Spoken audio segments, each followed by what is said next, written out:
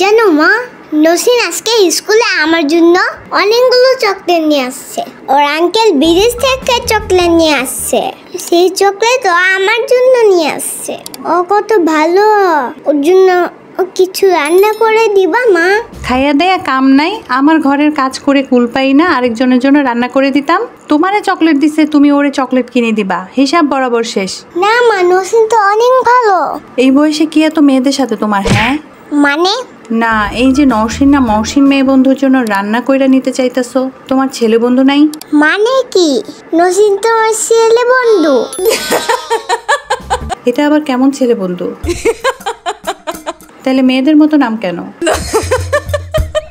সাম্বার বাচ্চা, এই নাম ওর বাবা রাখছে, আমি কেমনে বলবো?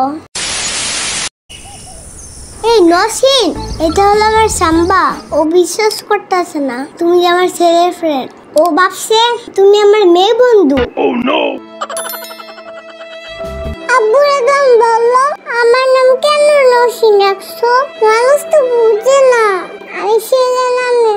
আর দুঃখের কথা, আমাদের উপরের ক্লাসে একটা মেয়ে আছে, ওরও নাম নসিন। আমাদের রুমের সামনে দিয়ে যাওয়ার সময় ওরে ডাকতে মানুষ, আমি ভাবি আমাকে ডাক দিচ্ছে। কি একটা লজ্জার কথা।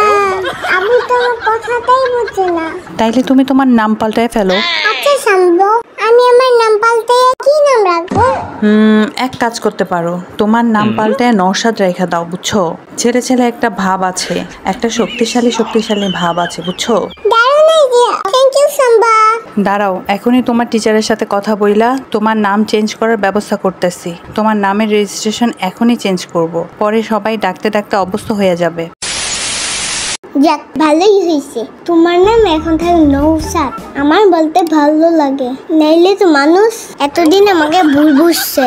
নসিন কি?